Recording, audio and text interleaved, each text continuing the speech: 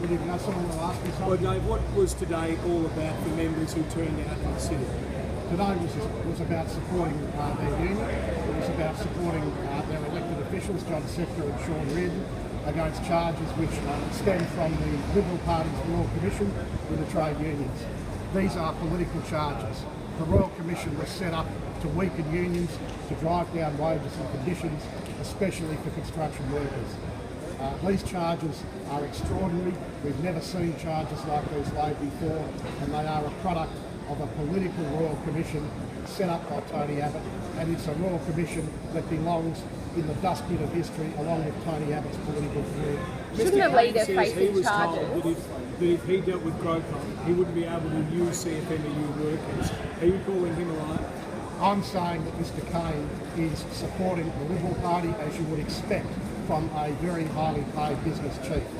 The issue here is not Mr Kane, it's not Boral, it's whether industrial relations should be turned into a criminal matter. What we've got is a situation here where industrial relations ought not be treated as criminal behaviour.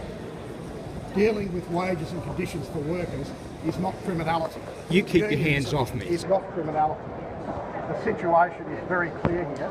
We've got industrial relations matters being treated by this federal government as criminal. Unions aren't criminal, workers aren't criminal, and you would never see business chiefs treated in the way that Mr Setka and Mr Reardon have been treated. Police don't lay charges lightly. How can you continue having a leader who is facing charges? Surely he should be stood down. Well, that's an absolutely ridiculous point of view. That ignores the presumption of innocence, and we've seen charges before like this. Mr Lomax, our organiser in Canberra, was charged with precisely the same thing, and the same chorus of voices from the media and the Liberal Party called for him to be stood down and the union to be sacked from the Labor Party. And Bill Shorten was under investigation for rape, and he didn't stand down either. Mate, you know, if I want to stand next to a cage full of cockatoos, that's where I'll go. Well, here I am. I'm standing next to you. We're trying to have a serious conversation. If you can't participate seriously, go somewhere. I'm serious. Now, I would like to answer the last question, if that's okay, and I'd like this bloke not to interrupt. The situation is very clear. We have a presumption of innocence in this country. John Lomax was charged with blackmail, a CFMEU organiser in Canberra, and when it came to court, they did not even present evidence. That is the same task force, the same Royal Commission, and it is a disgraceful process. And let me tell you something. Our members elect our officials. Dyson Hayden doesn't elect them, Tony Abbott didn't elect them, and Malcolm Turnbull won't elect them. These people are elected. They have the support of the membership, as you've seen here today, and they will do their job. These are serious charges on while Mr Setka and Mr Reardon might be tough lead. How are they going? Well, I think that their treatment has been poor. I think that there was no need for people to be arrested in front of their infant children, their toddler children. That's unfortunate. We wrote to the Royal Commission Task Force early and made it clear that we would make available any of our officials they wanted to talk to. They haven't done that.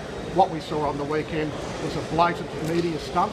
Now, you know, John and Sean, obviously this will affect them and their families, but they are elected by the members. They are strong people, and the members have full confidence in them, and it is our members who elect their officials to represent them in the workplace, and we won't, those members expect them to continue to lead them through the next period. If they were found guilty of these charges, would you expect them to be stood down? Well, they won't be found guilty of these charges because these are political charges. I think that we're very confident that these people have done nothing wrong. This is entirely political. There is no allegation that they've tried to personally profit from anything here. They've been involved in an industrial dispute. That is what happens in unions and in the construction industry, where we lose a worker killed every week, where a worker is seriously injured every 9 minutes. The fact that the best this government can do is actually try and prosecute trade union officials for doing their job is an absolute indictment. It's about time that Malcolm Turnbull made a decision as to whether he wants to continue to behave like Tony Abbott when it comes to workers and unions, or whether he wants to cut a new path to the future.